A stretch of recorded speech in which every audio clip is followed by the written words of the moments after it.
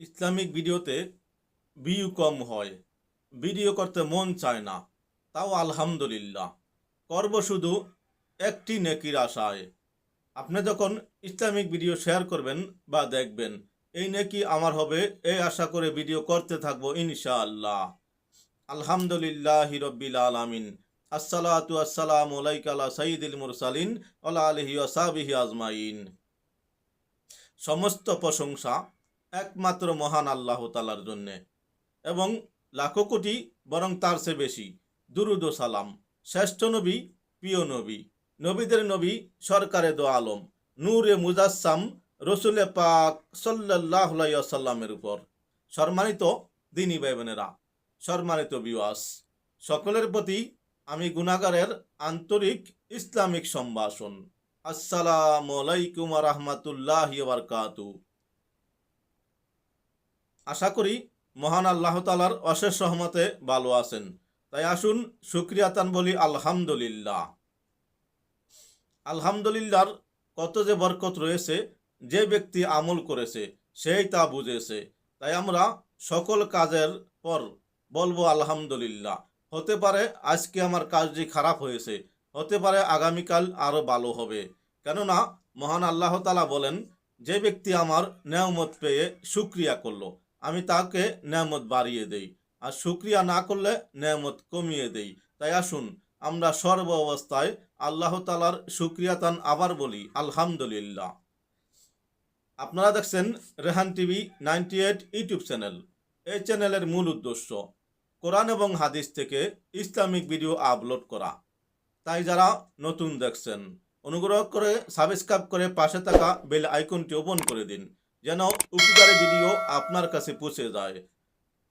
Islamic video share করলে নেকি হতে পারে নিশ্চিতভাবে, তাই শেয়ার করার আর বলা লাগে না আমার মনে হয়।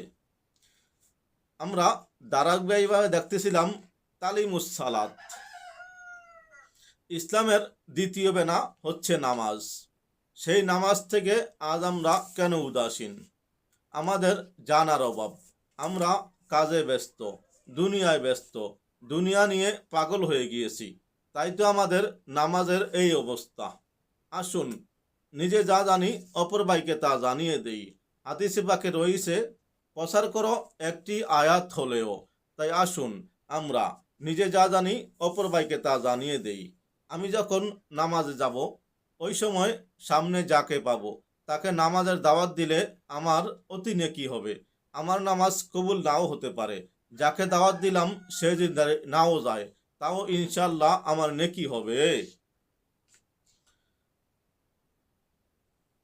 মারেফাতের জ্ঞান অর্জনের একমাত্র উপায় হলো হক্কানি শায়েকে কামেলের পক্ষ থেকে তাহাজ্জু প্রাপ্ত হওয়া।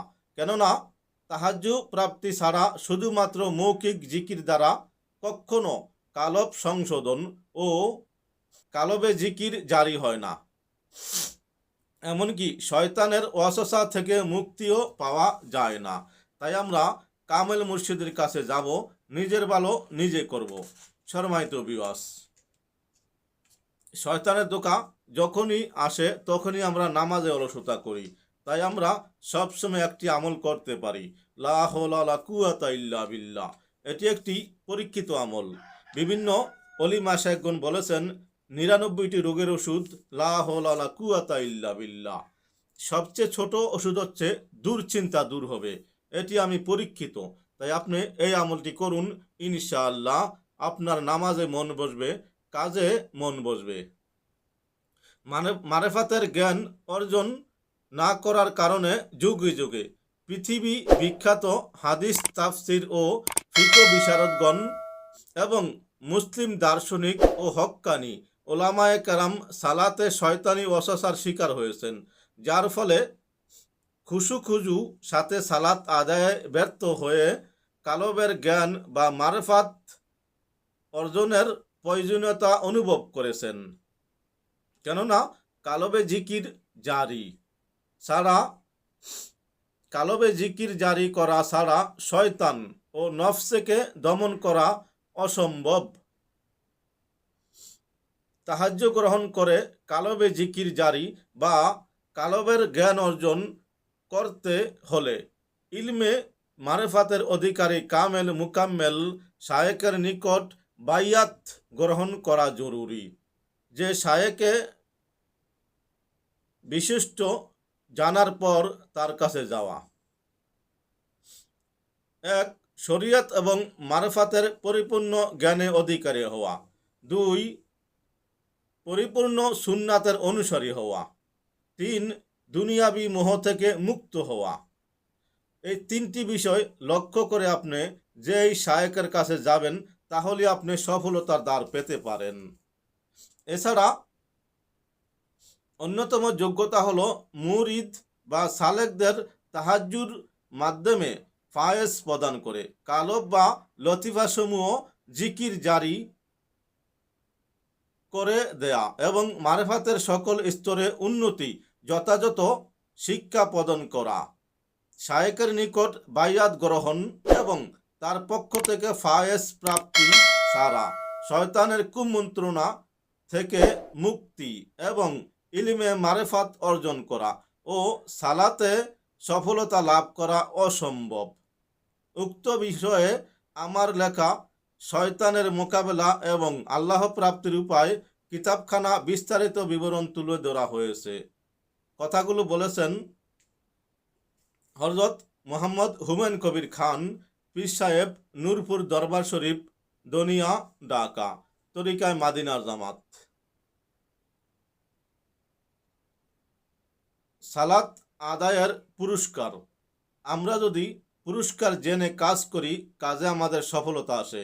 তাই আসুন আমরা জানব। হযরত ওসমান ইবনু আফফান রাদিয়াল্লাহু তাআলা আনহু বলেন, যে ব্যক্তি সময়ের প্রতি যত্নবান থেকে গুরুত্ব সহকারে সালাত আদায় করে আল্লাহ তাআলা তাকে 9টি জিনিস দ্বারা সম্মানিত করবেন। নাম্বার 1, স্বয়ং আল্লাহ তাআলা তাকে ভালোবাসেন। নাম্বার 2, তাকে সুন্দর স্বাস্থ্য দান করেন। নাম্বার 3, ফেরেশতারা তার হেফাজত করেন। নাম্বার 4, তার ঘরে বরকত দান করেন। নাম্বার 5, তার চেহারায় নূর ফুটে ওঠে। নাম্বার 6, তার অন্তর নরম হয়ে যায়। নাম্বার 7, পুলসিরাতের উপর দিয়ে বিজলির মতো পার হয়ে যাবে। নাম্বার 8, আল্লাহ তাআলা তাকে জাহান্নাম থেকে মুক্তি দিবেন। নাম্বার 9, বেহেশতে নবী রসুল সাল্লাল্লাহু আলাইহি সাল্লাম ও নেককার বান্দাদের প্রতিবেশী হবে। তাই আসুন আমরা যত্ন সহকারে সালাত আদায় করি, নিজের ভালো নিজে করি। সম্মানিত ভিউয়ার্স, ব্যস্তময় দুনিয়ায় ছোট ছোট কিছু কথা যদি আমরা কাজে লাগাতে পারি তাহলে আমরা সফল হব ইনশাআল্লাহ। ভালো লাগলে অবশ্যই সাবস্ক্রাইব, শেয়ার ও লাইক করে অদমের পাশে থাকার আহ্বান। আসসালামু আলাইকুম ওয়া রাহমাতুল্লাহি ওয়া বারাকাতুহু।